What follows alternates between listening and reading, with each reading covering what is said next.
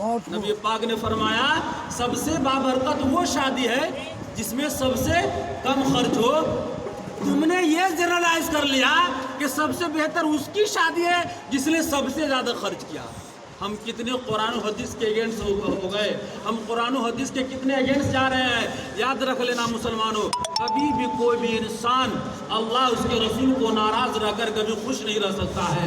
ہم کبھی بھی قرآن و حدیث کے اگینسٹ جا کر کبھی بھی خوشحال نہیں رہ سکتے ہیں. اور یہاں ہٹ کو ریلیشن نہیں مل سکتا ہے.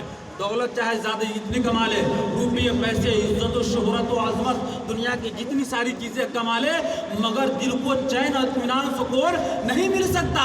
اگر دلوں کو چین اور اطمینان ملے گا تو کہاں؟ قرآن کہتا ہے الا بذکر اللہ تطمئن القلوب, بے شک اللہ کے ذکر سے ہی دلوں کو چین اور سکون ملتا ہے. اگر آپ کو دل کو چین اور سکون چاہیے تو آپ اللہ کا ذکر کیجئے, ذکر الہی میں مستغرق رہیے, ذکر رسول اللہ میں بیٹھیے. آج آپ دیکھیے یہ محفل پاک, بیچارے انہوں نے علماء کرام کو بلایا, حفاظ کرام کو بلایا, آج کتنے لوگ بیٹھے ہیں. محفل پاک سے کتنے لوگوں کو لگاؤ ہے. آج جو حقیقی چیز ہے, جو ہمیں دین کی طرف راغب کرتی ہے, جو ہمیں اللہ اس کے رسول کی طرف جو راستہ جاتا ہے, ہم نے اس راستے کو اگنور کر دیا, اور جو راستہ شیطان کا راستہ ہے وہ راستہ ہم نے اپنا لیا ہے. اور پھر ہم کہتے ہیں کہ ہماری زبو حالی ہو چکی ہے, ہر جگہ ہم کٹ رہے ہیں, کہیں پہ ہم بلڈوز ہو رہے ہیں, کہیں پہ ہماری یہ سچویشن بنائی جا رہی ہے, کہیں یہ مسئلہ کریٹ کیا جا رہا ہے. کیوں نہیں؟ ظاہر سی بات ہے, ڈاکٹر اقبال نے اپنے پیریڈ میں کہا تھا کہ نہ سنبھلو گے تو مٹ جاؤ گے ہندی مسلمانوں, نہ سنبھلو گے تو مٹ جاؤ گے اے ہندی مسلمانوں, تمہاری داستان تک بھی نہ ہوگی داستان. سبحان اللہ, سبحان اللہ. اور وہ سچویشن ہمارے سامنے میں موجود ہے. ہم دن بدن اس کی طرف بڑھے جا رہے ہیں, لیکن عجب حال ہے کہ ہماری آنکھ نہیں کھل رہی ہے. رزلٹ اوپن ہو رہا ہے, ہم یہ دیکھ رہے ہیں کہ ہم نے اطاعت رسول کی چادر اپنے سر سے اتار دیا, ہم نے رسول اللہ کے کردار کو اپنے سر سے اتار دیا, اور ہماری رزلٹ یہ ملی کہ ہم ہر جگہ پشپا بھی ہو گئے. پھر بھی مسلمان نہیں سنبھل رہا ہے, پھر بھی مسلمانوں کا عمل ہنود کے مطابق, پھر بھی مسلمانوں کا عمل یہود کے مطابق, پھر بھی مسلمانوں کا عمل غیر قوم کے مطابق. نبی نے فرمایا یہ ہم نے نکاح کو بھاری بنا لیا ہے, یہ ڈیکوریشن, یہ لائٹیں, یہ شمیانہ, یہ ڈیزے, یہ باتیں, یہ تم نے کر دیا.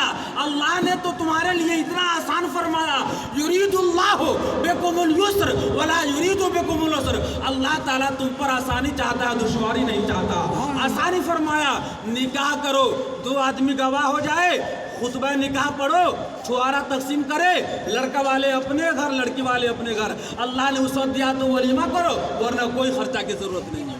اگر یہ چیز پر عمل کر لیا جائے تو آج مسلمانوں کی لڑکیاں نہیں بیچی جائے گی. اگر اس پر عمل کر لیا جائے تو مسلمانوں کی بیٹیاں آتم ہتیا نہیں کرے گی. اگر اس سنت مصطفیٰ پر عمل کر لیا جائے تو آج مسلمان کی بیٹیاں زہر نہیں کھائے گی. اگر اس پر عمل کر لیا جائے تو مسلمانوں کی بیٹیاں نہیں بیچی جائے گی.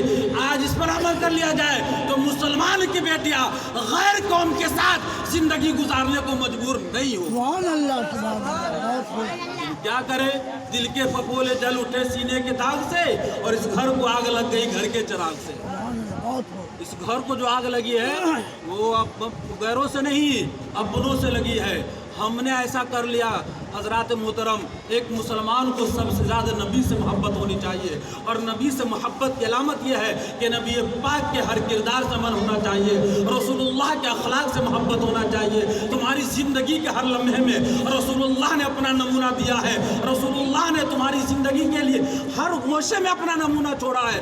اگر کوئی تاجر ہے تو وہ تجارت میں بھی نبی پاک کی سیرت طیبہ پر عمل کر سکتا ہے. اگر کوئی بادشاہ ہے تو وہ بادشاہ وقت اور وہ بادشاہ کائنات مالک جنت تاجدار مدینہ کی سیرت طیبہ پر عمل کر لیں. زندگی کے ہر گوشے میں رسول اللہ نے نمونہ دیا ہے. فرق صرف یہ ہے کہ تم کو یہ دیکھنا ہے کہ ہم کو کس طرح سے زندگی گزارنی ہے. رسول اللہ نے ہمیں کیا بتایا.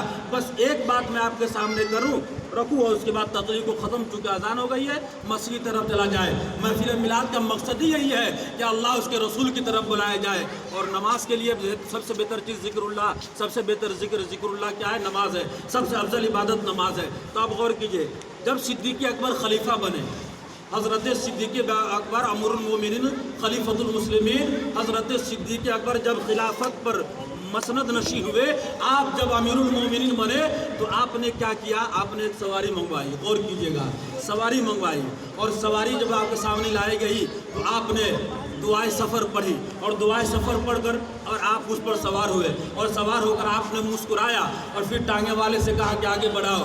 साथ में बैठे हुए एक शख्स ने कहा, ए हुजूर, यहाँ तो आपने दुआए सफ़र पढ़ी, हमको समझ में आया, सवारी पर बैठे हमको समझ में आया, लेकिन मुस्कुराने की कोई वजह नहीं है। तो हज़रत सिद्दीक़ अकबर फरमाते हैं कि मैं नहीं जानता कि मैं क्यों मुस्कुराया हूँ, मैंने रसूलुल्लाह को ऐसा ही अमल करते हुए देखा है।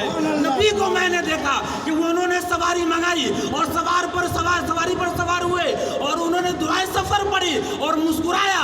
मैंने नबी की सुन्नत समझ करके मैंने भी मुस्कुरा दिया। मुस्कुराने की कोई वजह हो या ना हो, मेरे लिए सबसे बड़ी बात यही है कि मेरे आका जनाब मोहम्मद रसूलुल्लाह की सुन्नत पाक है। सुभान अल्लाह।